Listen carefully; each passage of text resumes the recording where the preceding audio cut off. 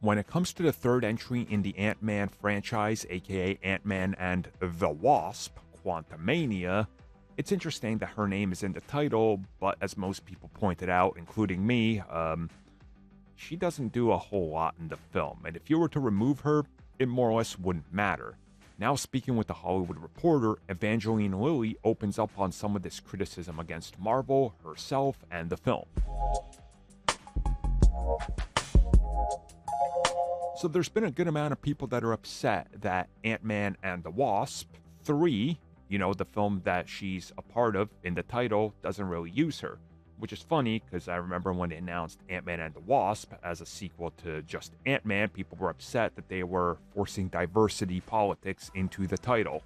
My, how the times have changed. Either way, though, she recently spoke with The Hollywood Reporter about it, and she says that, there was changes that were made during the editing process, during reshoots, and story changes that happened. And she also revealed previously, but she brings it up again, one of her kids was supposed to be in the film and have a minor role, but that was completely cut.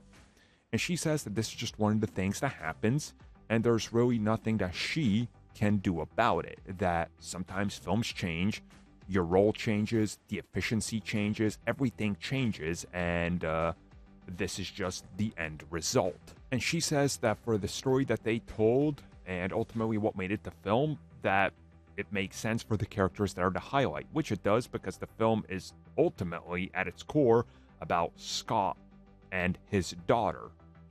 So the other characters have their plot and they're there, but they're not the primary focus. Where if you look at the second film, Ant-Man and the Wasp, Wasp was a major focus, and in the first film, it's Ant-Man again. So, again, it's a evolving thing. I personally didn't mind that she didn't have much to do in Quantumania, because I think that would have took time away from some of the other elements that I think worked, like, the father-daughter relationship, which is at the center of the film. So to me, that was the most important part that worked. But yeah, I understand the criticisms. She understands it as well. And she says, it is what it is. Changes happen, and she accepts it. So I think some of the Outrage people should accept it too, because this has just become commonplace these days.